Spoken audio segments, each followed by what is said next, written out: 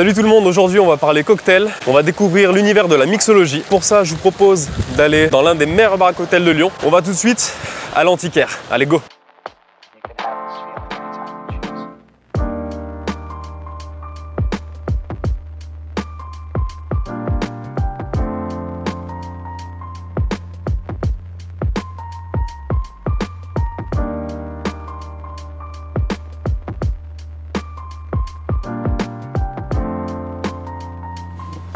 Bonjour. Bonjour. Salut Valentin. Salut, bienvenue à l'Antiquaire. Donc aujourd'hui on t'accueille ici, donc c'est un classique cocktail bar dans une atmosphère à vintage américaine des années 50-60.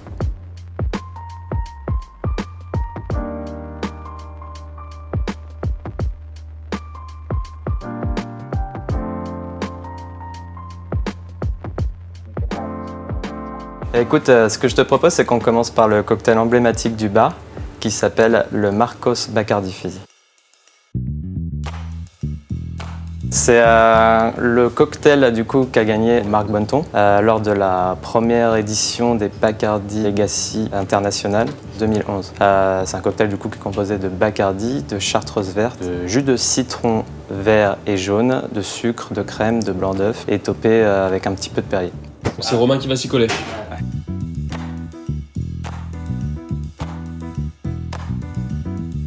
Ensuite, il va faire un dry shake, donc il va filtrer pour refaire un shake à blanc sans glaçon pour faire émulsionner en fait.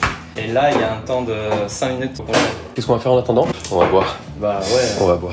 En attendant, du coup, je vais te faire goûter le petit Clair Mille Ponche de l'Antiquaire. Donc c'est un clarifié. On est du coup sur une base de rhum. D'accord. Puis rhum, ananas, thé noir, lait clarifié et du coup différentes épices comme de la cannelle, de la coriandre, muscade. J'ai confondu.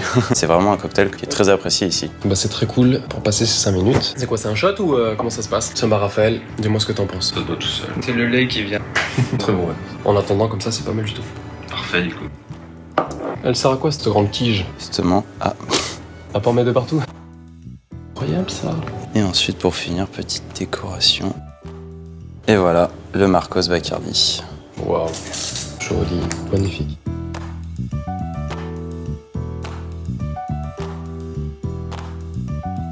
Là, tu peux goûter du coup la mousse et après, tu mets directement la paille et tu pourras boire ton cocktail. C'est la chartreuse qu'on sent là?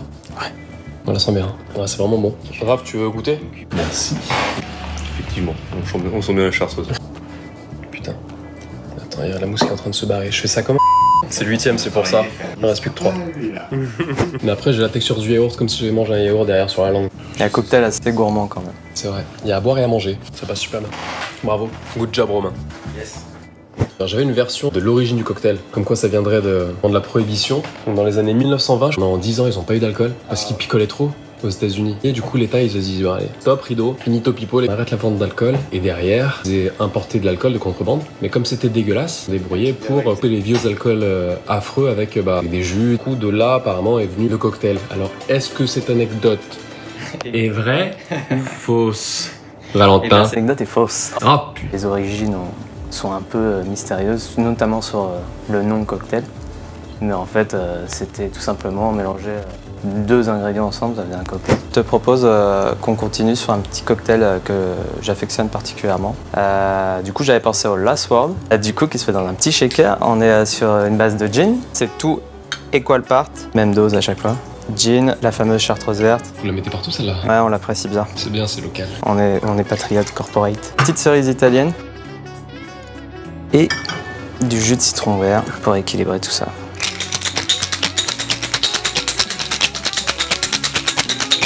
Petit verre bien frais, une belle couleur verte. Hop, et voici monsieur, le Last Word. La petite banquette, elle est ouf. Elle est vraiment folle. Tu vois, pour te caler comme ça, tu restes 3 heures, t'as pas mal au coude. Et on a beaucoup de bons retours. Là, tu peux poser ta tête, tu peux faire une petite sieste. Il en voit un peu plus celui-là. Mais il est très bon, c'est vraiment très bon. Le terme mixologie est un peu controversé, mais c'est vrai que le bar, depuis quelques années, il continue encore aujourd'hui, il a pas mal évolué. Aujourd'hui, pas mal de barman commencent à créer leur sirop, leur liqueur, comme en pâtisserie ou en cuisine. On va avoir un laboratoire, un espace qui est dédié à la confection de produits maison. Donc, est-ce qu'on peut dire que la mixologie, c'est ce genre de barman qui va toujours essayer de créer quelque chose et qui va se démarquer plutôt du barman de boîte de nuit qui fait ça pour payer ses études et qui va faire un whisky coca tout simplement. Peut-être, après, on est tous des barman, mais il y en a des vraiment spécialisés, plus passionnés, et on essaye toujours d'aller au-devant des innovations. Je te dis, bah écoute, voilà ce que j'aime, ce que j'aime pas. Tu peux me faire un truc? Ouais, bien sûr. J'aime le rhum, préfère les choses plutôt sèches au cocktail vraiment trop sucré. Ok. Parce que c'est assez d'éléments. Carrément. J'ai un truc justement que j'ai créé il y a pas longtemps et ce qui pourrait te plaire. Du coup, on va partir sur un petit cocktail à base de rhum. Je vais utiliser le fleur de cagna 12 ans. Plutôt sec avec des notes d'épices. On va mettre une bonne dose vu que t'aimes bien le rhum.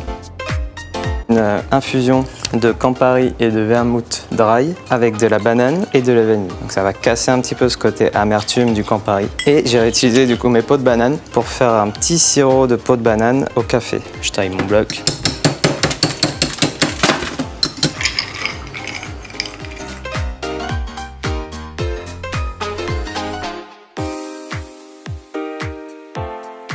Et on va finir avec une petite chips de banane qui va venir accompagner le tout.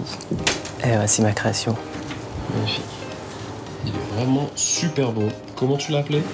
Platana au plomo. Platana, ça veut dire banane en espagnol. Ah, bien vu, bien vu. Plomo, c'est en référence à Ça casse des papels. Rien à voir. à Narcos.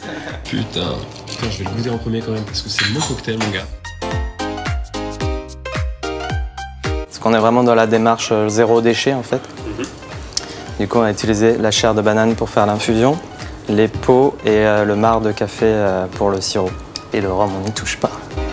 Question pour tous les deux. Vu que vous êtes dedans, vous faites des cocktails toute la journée, vous mettez des races à quoi? J'aime beaucoup boire du vin. Je commence de plus en plus à essayer de ramener des bons produits que je bois.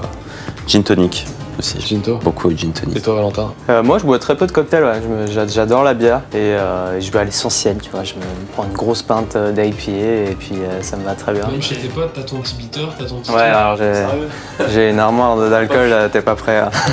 J'ai tout ce qu'il faut. Je peux ouvrir un bar. Est-ce que tu auras un cocktail à me conseiller en petit pelle de bois? Le lendemain matin de soirée? Non, peut-être pas le lendemain matin, mais avant de te coucher. Ouais, bah on dit que le Bloody Mary, il est parfait pour les lendemains de gueule de bois. Parce que t'as ta petite dose d'alcool, le jus de tomate qui va vraiment te rassasier, et la vitamine aussi des jus de citron, jus de tomate. T'es chaud de le faire? Bah vas-y, ouais, pourquoi pas? On va essayer. Donc c'est un cocktail qui se fait en Cuban roll. Tu la connais celle-là? Oui, celle-là, je la connais bien. C'est un petit gueule de bois, tu me sors de l'avocat. Hop là, Parfait. le bord. Allez. Un petit peu de jus de citron jaune. À droite ou à gauche? Le jaune. Ça part. Ensuite, jus de tomate. Les glaçons en dessous, en goût de tomate, c'est normal. Parfait. On va l'assaisonner, donc avec un peu d'épices. Donc là, tu as du sel de céleri. Tabasco, on va mettre 4 à 5 gouttes, parce que ça part vite. D'accord. C'est ça. Worcestershire. Anglaise. Tu peux en Il y a mettre... quoi dedans Bonne question. Tu me dis, hein, parce que je sais pas quel goût ça a, ni... C'est bon là, je pense. Ok. Ok, on a tout. Et là, en fait, on va pas shaker. On va faire ce qu'on appelle un Cuban roll. On va juste passer de tine en tine et ça va rafraîchir. Allez, à toi. Incroyable. Cuban roll ou pas? Non.